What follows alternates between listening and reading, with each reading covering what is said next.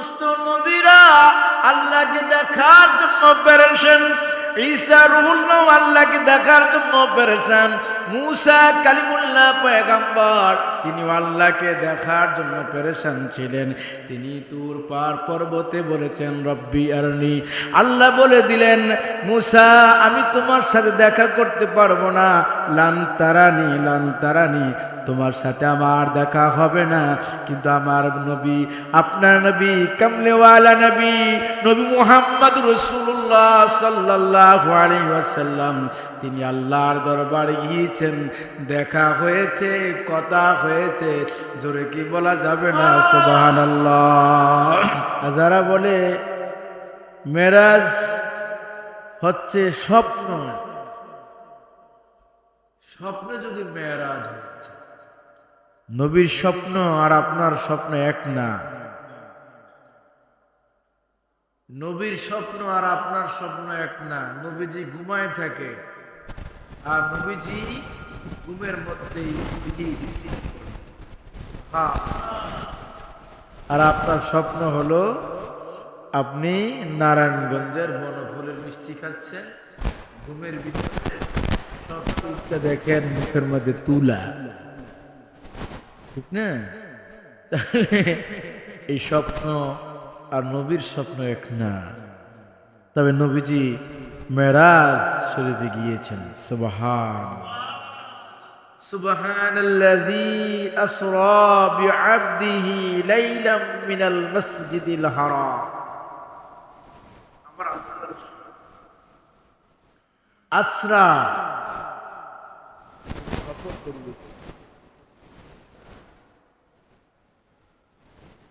সুবহানাল্লাহ, আশ্চর্য। আমরা যেমন আশ্চর্য কথা শুনলে বলি সুবহান, বলি না? আমার আল্লাহ এমন এক আশ্চর্য জিনিস ঘটাই দিলেন, যেই ঘটানোটা সবার কাছে আশ্চর্য মনে হলো, কাফের মুশরিকের কাছেও আশ্চর্য মনে হলো।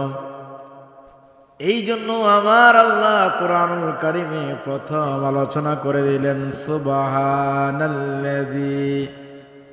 আসরা বিআবদিহি লাইলাম মিনাল মাসজিদিল হারাম। আশ্চর্য বিষয়।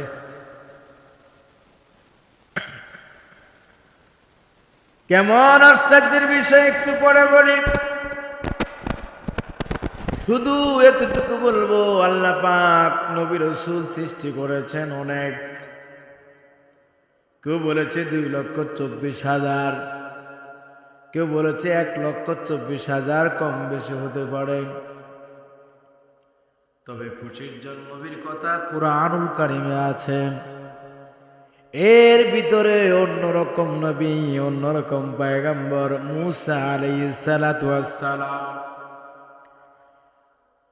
মূসা আলাইহিস সালাতু ওয়াস সালাম আল্লাহর সাথে দিদার হয় নাই, সাক্ষাৎ হয়েছে, দেখা হয় নাই, সাওয়ার হয় নাই।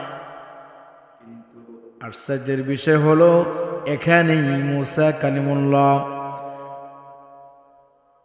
তুহুর পার পর্বতে আল্লাহকে ডাক দিয়ে বলেছিলেন রব্বি আরনি,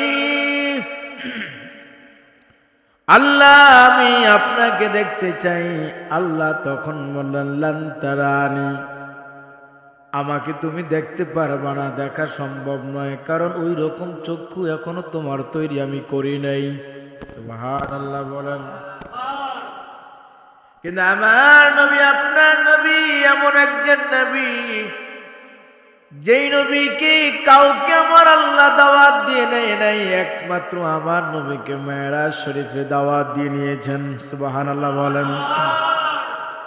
আরো জোরে বলেন না সুবহানাল্লাহ। 1,00,000 পয়গম্বর,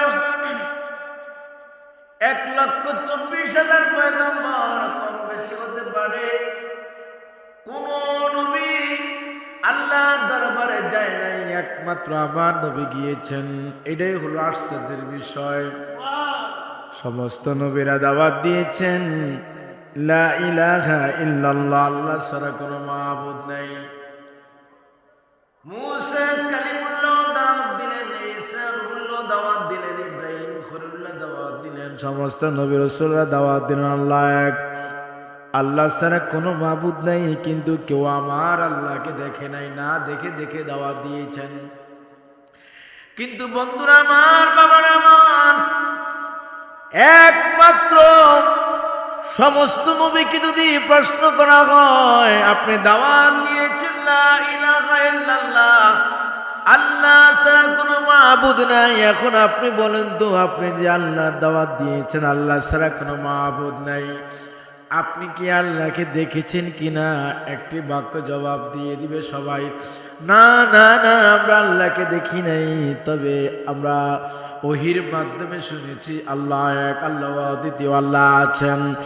আমার নবী কামলিওয়ালা নবী, নবীদের নবী, ফেরেশতাদের নবী, কুল কায়নাতের নবী, আফতাব নবুওয়াহ, শানসে রিসালা, নূরুল আলা নূর, হায়াতুন নবী, জিন্দা নবী, নবী মুহাম্মদ রাসূলুল্লাহ সাল্লাল্লাহু আলাইহি ওয়াসাল্লাম।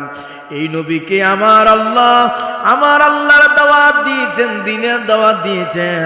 আমার নবী করিম সাল্লাল্লাহু আলাইহি ওয়াসাল্লামকে যদি প্রশ্ন করা হয়, ইয়া রাসূলুল্লাহ, ইয়া হাবিবাল্লাহ, সবাই দাওয়াত দিয়েছে লা ইলাহা ইল্লাল্লাহ, আল্লাহ ছাড়া কোনো মাবুদ নেই, ইয়া রাসূলুল্লাহ, ইয়া হাবিবাল্লাহ, আপনি কি আল্লাহকে দেখেছেন কিনা? আমার নবীজি জবাব দিয়ে দিবে, আমি আমার আল্লাহকে দেখেছি, এমন ভাবে দেখেছি, কিভাবে দেখেছি শুনে রাখো। আমার আল্লাহকে আমি দেখলাম। আপনি কিভাবে দেখলেন? সবাই দাওয়াত দিল লা ইলাহা ইল্লাল্লাহ, আল্লাহ ছাড়া কোনো মাবুদ নাই, আর আমি আল্লাহকে দেখে দেখে সাক্ষী দিয়েছি আল্লাহ ছাড়া কোনো মাবুদ নাই। ইয়া রাসূলুল্লাহ, ইয়া হাবিবাল্লাহ, আল্লাহ দেখতে কেমন? নবীজি বললেন, রাআইতু রাব্বি, আমি আমার রবকে দেখেছি। কিভাবে দেখলাম? আজ্জা ওয়া জাল্লা ফি আহসানি সূরাতিহি, আমি আমার আল্লাহরে উত্তম সূরাতে দেখেছি। হে আমার উম্মত, তোমরা শুনে রাখো, মুসা কালিমুল্লাহ, ইব্রাহিম খলিলুল্লাহ, ঈসা রুহুল্লাহ, কেউ আমার আল্লাহকে দেখে নাই, শুধু দাওয়াত দিয়েছে, শুধু দাওয়াত দিয়েছে। আর আমি আল্লাহ এই মেরাজ রজনীতে জিবরাইলের মাধ্যমে বুরাক পাঠাইয়া আল্লাহর দরবারে আমি নবীকে নিয়ে আমার আল্লাহ আমার সাথে নিজেই দেখা দিয়েছেন। জোরে কি বলা যাবে না? সুবহানাল্লাহ। এটার নাম কি? মেরাজ। আর এটা হলো আশ্চর্য। এই জন্য আমার আল্লাহ বলেছে সুবহানাল্লাজি। আশ্চর্য, আশ্চর্য জিনিস, এর চাইতে আশ্চর্য জিনিস আর নাই। সুবহানাল্লাহ, সুবহানাল্লাহ। এই জন্য আমাদের চট্টগ্রামের জমিনে, নোয়াখালীর জমিনে, কুমিল্লার জমিনে একটা গজল বলে, কেউ বলে গজল, কেউ বলে গান, আঞ্চলিক ভাষায় একটা গান বলে, শুনবেন, শুনবেন। বিজ্ঞানীদের মহাগুরু অঙ্গ নবীজি, এমন একটা দয়াল নবী টুকাই পাইবানি। বিজ্ঞানীদের মহাগুরু অঙ্গ নবীজি, এমন একটা দয়াল নবী টুকাই পাইবানি। বিজ্ঞানীদের মহাগুরু অঙ্গ নবীজি।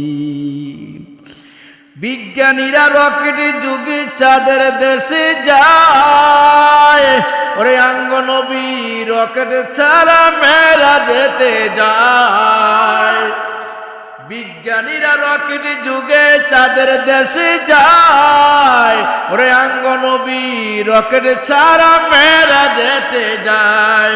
ওরে ওই যুগেতে রকেট মকেট ওই গুণে আসল নি, ওই যুগেতে রকেট মকেট ওই গুণে আসল নি। বিজ্ঞানীদের মহাগুরু অঙ্গ নবীজি, বলেন বিজ্ঞানীদের মহাগুরু অঙ্গ নবীজি। এমন একটা দয়াল নবী টুকাই পাইবানি, এমন একটা দয়াল নবী টুকাই পাইবানি, বিজ্ঞানীদের মহাগুরু অঙ্গ নবীজি, বলেন বিজ্ঞানীদের মহাগুরু অঙ্গ নবীজি। হিজরতের কালে আবু বকরকে সাপে কামড়াইছে, ওরে অঙ্গ নবীর থুতু দিয়া বালা হয়ে গেছে। সুবহানাল্লাহ বলবেন না? হিজরতের কালে আবু বকরকে সাপে কামড়াইছে, ওরে অঙ্গ নবীর থুতু দিয়া বালা হয়ে গেছে। ওরে ওই যুগেতে ওজা মোজা হেগুন আসলনি, ওর ওই যুগেতে ওজা মোজা হেগুন আসলনি, বিজ্ঞানীদের মহাগুরু অঙ্গ নবীজি, বলেন বিজ্ঞানীদের মহাগুরু, জোরে বিজ্ঞানীদের মহাগুরু অঙ্গ নবীজি। এমন একটা দয়াল নবী টোকাই পাইবানি, এমন একটা দয়াল নবী টোকাই পাইবানি, বিজ্ঞানীদের মহাগুরু অঙ্গ নবীজি, বলেন বিজ্ঞানীদের মহাগুরু অঙ্গ নবীজি। আবার বলেন তো, বিজ্ঞানীরা রকেটে যুগে চাঁদের দেশে যায়, ওরে অঙ্গ নবী রকেটে ছাড়া মেয়েরা যেতে যায়। সুবহানাল্লাহ বলবেন না?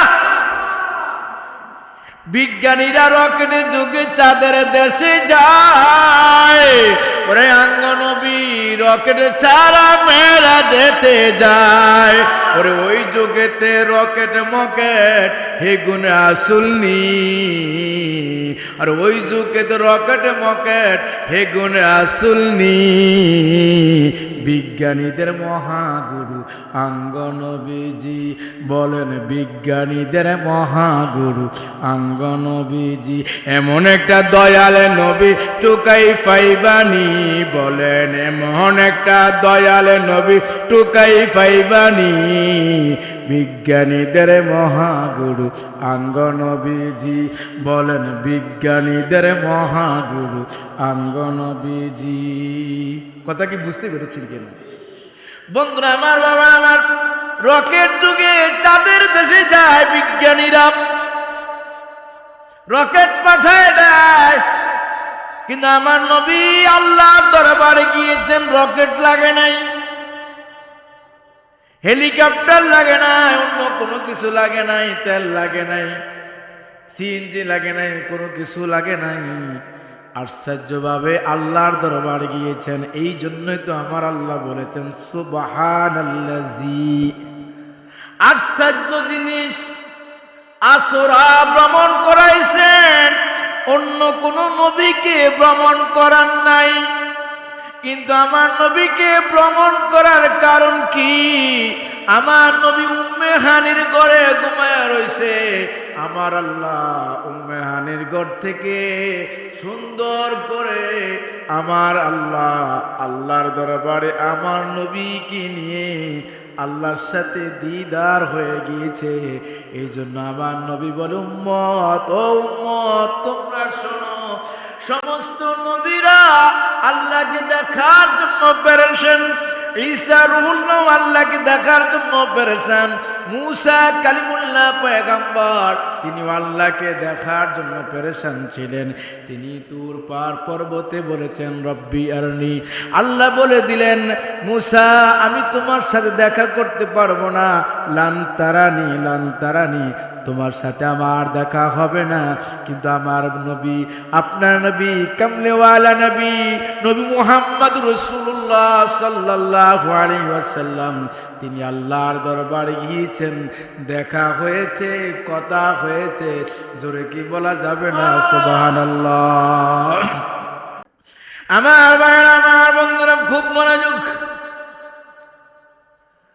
মেরাজে কিভাবে গেলেন সেটা পরে একটু বলি, কিন্তু মেরাজ ওয়াজ দিতে ভ্রমণ শেষ করে আল্লাহর হাবিব যখন বাইতুল্লাহর সামনে বসে আছেন, তখন আবু জেহেল এসে বললেন, বাতিজা মুহাম্মদ, সবাই কোন সাল্লাল্লাহু আলাইহি ওয়াসাল্লাম, কারণ নবীর নাম শোনার পরে সাল্লাল্লাহু আলাইহি ওয়াসাল্লাম পড়তে হয়, বলতে হয়। আবার বলেন সাল্লাল্লাহু আলাইহি ওয়াসাল্লাম। নবীর সামনে আবু জেহেল এসে বলল, বাতিজা মুহাম্মদ, ও বাতিজা মুহাম্মদ, প্রত্যেক দিন তো নতুন নতুন কথা বলো, আজকে কোনো নতুন নতুন কোনো খবর তোমার কাছে আসেনি? আল্লাহর নবী বলে, চাচা আমার কাছে তো নতুন আরেকটা খবর আছে। কই কি খবর বাতিজা বলো? তুমি তো প্রত্যেক দিন নতুন নতুন কথা বলো, আজকে তোমার কোনো নতুন কোনো নিউজ আছে কিনা, খবর আছে কিনা, সংবাদ আছে কিনা, বলো আমাকে বলো। নবীজি বললেন, চাচা, ও চাচা, গতকাল রাত্রে আমার সাথে আমার আল্লাহর দিদার হয়েছে। এখানে তাই নয়, গতকাল রাত্রে আমার আল্লাহ আমাকে উম্মে হানির গড় থেকে বাইতুল আকসাতে নিয়ে গিয়েছেন। আবু জেহেল বলে, রাখো রাখো রাখো, আর বলতে হবে না, নতুন তো সংবাদ দিয়ে দিলা, এখন বাইতুল আকসাতে তুমি গিয়েছো, কিন্তু এত তাড়াতাড়ি আবার এখানে তুমি আসছো, তুমি যে মিথ্যা বলো এটা প্রমাণ করাই দিব আমি। একটু আওয়াজ দিয়ে বলা যাবে না নাউজুবিল্লাহ? আরো জোরে বলেন না নাউজুবিল্লাহ? আবু জেহেল বলে, আমি কয়েকজন মানুষ ডাক দিব, মানুষকে ডাক দিলে তুমি কি সবার সামনে এই কথাটা বলতে পারবে কিনা? এখন যে কথাটা তুমি আমার সাথে বলেছো, গতকাল তুমি বাইতুল মুকাদ্দাসে গিয়েছো, ওখানে নামাজ আদায় করেছ, এতটুক পর্যন্ত বলতে পারবে কিনা? নবীজি বললে, কেন বলতে পারবো না, আমি তো বলতে পারবো। আবু জেহেল সবাইকে ডাক দিয়ে বললেন, উতবা সাহেবা মুগীরা, তোমরা কে কোথায় আসো, আসো, নতুন একটা নিউজ আসছে, নতুন একটা খবর আসছে। আমার বাতিজা মুহাম্মদ সাল্লাল্লাহু আলাইহি ওয়াসাল্লাম তিনি নাকি আল্লাহর সাথে দিদার করেছে, তিনি নাকি বাইতুল মুকাদ্দাসে গিয়েছে। সুবহানাল্লাহ বলবেন না আপনারা? সবাই যখন আসলো, আসার পরে নবীকে বললেন, তুমি আবার বলো, একটু আগে আমার সাথে যেই কথাটা বলা হলো সেই কথাটা তুমি সবার সামনে বলো। নবীজি বললেন, আমি তো আগেই বলেছি, এখন আবার নতুন করে কি বলবো? কনা সবার সামনে বলো। সবার সামনে আমার নবী বললেন, হ্যাঁ, গতকাল রাত্রে আমি উম্মে হানির ঘরে ছিলাম, সেখান থেকে আমার আল্লাহ রফ রফ করে, আমার আল্লাহ সুন্দর করে বাইতুল মুকাদ্দাস আগে নিয়েছেন। এখন আবু জেহেল বলতেছে, শোনো, তোমরা এখানে যারা উপস্থিত আছো, তোমরা কি বাইতুল মুকাদ্দাসে কখনো গিয়েছো? হ্যাঁ গিয়েছি। যাইতে কতদিন লাগে? 40 দিন লাগে। আসতে কতদিন লাগে? 40 দিন লাগে। তাহলে তোমরা 40-80 দিন লাগায়া আসা এবং যাওয়া করেছ। আর বাতিজা মুহাম্মদ এক রাতের ভিতরে বাইতুল মুকাদ্দাসে গিয়েছে, সেখান থেকে আবার সুন্দর করে আল্লাহর দরবারে গিয়েছে। ওইটা বাদে দিলাম, আল্লাহর দরবারে যাওয়াটা আমি বাদে দিলাম, কিন্তু এই যে বাইতুল মুকাদ্দাসে গেল এবং আসা যাওয়া 80 দিন লাগে, কিন্তু আমার বাতিজা গতকাল রাত্রে গেল, আবার আজকে এখানে কাবা শরীফের সামনে বসে আছে। এর বাতিজা, তুমি যে মিথ্যা কথা বলো, আর কোনো প্রমাণ লাগবে না, আর কোনো প্রমাণ লাগবে না, আসলে তুমি একটা মিথ্যাবাদী। আরো জোরে কি বলা যাবে না? আরো কি জোরে বলা যাবে না? নাউজুবিল্লাহ। আরো জোরে বলেন নাউজুবিল্লাহ। আমার বন্ধুরা, আমার বাবারা, কাফের মুশরিকরা সাইয়েদনা আবু বকরের কাছে চলে গেল। আবু বকর, তুমি মুরব্বী মানুষ, তুমি বলো তো, তোমার নবী যে কথাগুলি বলে, গতকাল নাকি মেরাজে গেছে, গতকাল নাকি আল্লাহর দরবারে গেছে, গতকাল নাকি বাইতুল আকসায় চলে গেছে, বাইতুল আকসা যাইতে যাইতে 40 দিন 80 দিন লাগে। কেমন করে গেল, কি করে গেল? নবীজি বললেন, তোমার নবী নাকি বলছে এইভাবে আল্লাহর দরবারে গিয়েছে, এখন তুমি কি বলো, এটা কি বিশ্বাস করা যায়? আবু বকর বললেন, এর চাইতে কত কথাই তো আমি বিশ্বাস করলাম। কই কি কথা? আল্লাহরে দেখি নাই, কিন্তু নবী বলেছে আল্লাহ এক, আল্লাহ আছেন, এটাই তো বিশ্বাস করলাম। সুবহানাল্লাহ। আর নবী যেই বাইতুল আকসায় গেছে আবার আসছে, এটা তো বিশ্বাস করারই কথা, কারণ ওনার পক্ষে সব কিছু সম্ভব। নবীর দরবারে আসলেন আবু বকর। নবীজি ডাক দিয়ে বলেন, ইয়া আবু বকর, তুমি কি কোনো ঘটনা শুনছো কিনা? আবু বকর বলে, ইয়া রাসূলুল্লাহ, ইয়া হাবিবাল্লাহ, কাফেররা আমার কাছে গিয়েছে, মুশরিকরা আমার কাছে গিয়েছে, যাওয়ার পরে আপনার এই ঘটনা বর্ণনা করা শুরু করেছে। ওরে আবু বকর, তুমি কি বলেছো?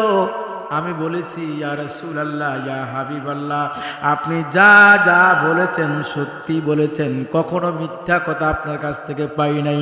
আমার নবী বলে, আবু বকর, ও আবু বকর, আজকে থেকে তোমার নাম শুধু আবু বকর নয়, আজকে থেকে তোমার নাম আমি তামাম পৃথিবীকে জানাই দিলাম, তোমার নাম হলো সিদ্দিক আকবর। জোরে কি বলা যাবে না? সুবহানাল্লাহ। বিজ্ঞানীরা রকেট যুগে চাঁদের দেশে যায়, ওরে আঙ্গ নবী রকেটে চারা মেরা যেতে যায়। একটু জোরে বলেন না সুবহানাল্লাহ। বিজ্ঞানীরা রকেট যুগে চাঁদের দেশে যায়, ওরে আঙ্গ নবী রকেট চারা মেরা যেতে যায়। ওর ওই যুগেতে রকেট মকেট হেগুনে আসলনি, ওই যুগেতে রকেট মকেট হেগুনে আসলনি, বিজ্ঞানীদের মহাগুরু আঙ্গ নবীজি বলেন, বিজ্ঞানীদের মহাগুরু আঙ্গ নবীজি। এমন একটা দয়াল নবী টুকাই পাইবানি, এমন একটা দয়াল নবী টুকাই পাইবানি, বিজ্ঞানীদের মহাগুরু আঙ্গ নবীজি। বাতিজা মুহাম্মদ, আবু জেহেল আবার বাতিজা মুহাম্মদ, বিশ্বাস করলাম তুমি বাইতুল মুকাদ্দাসে গিয়েছো, কিন্তু আমি যদি তোমাকে প্রশ্ন করি তুমি বলতে পারবে নি। চাচা, আপনি কি প্রশ্ন করবেন বলেন? দেখেন, নবীজিকে যত প্রশ্ন করুক না কেন, আমার নবী কোনো উত্তেজিত হয় না, রাগান্বিত হয় না, কারণ তিনি হচ্ছেন রহমাতুল লিল আলামিন, এমন একজন নবী। ওনারে গালি দিলেও উনি কাউকে গালি দেয় না। কেন দেয় না? কারণ ওনাকে বানাই রাখছেন কাফেরদের জন্য নবী, ইহুদির জন্য নবী, খ্রিস্টানের জন্য নবী, গাছের জন্য নবী, মাছের জন্য নবী, কুল কায়নাতের জন্য আমার নবী হচ্ছেন। একটা আওয়াজ দিয়ে বলেন, রহমাতাল লিল আলামিন। আবারও বলেন, রহমাতাল লিল। আবু জেহেল আইসা কয়, বাতিজা মুহাম্মদ, আল্লাহর দরবারে তুমি গেছো সেটা পরের কথা, তুমি যে বাইতুল মুকাদ্দাসে গিয়েছো, আমি তোমাকে প্রশ্ন করি, ওখানে ওই মসজিদের মধ্যে তুমি গেলা, বাইতুল আকসায় তুমি গেলা, সেখানে কয়টা দরজা আছে, কয়টা জানালা আছে, তুমি বলতে পারবা? এখন আপনারা বলেন তো, আমি সুরাব ভাই কি প্রশ্ন করব, কয়টা জানালা আছে আপনি বলতে পারবেন? পারবেন?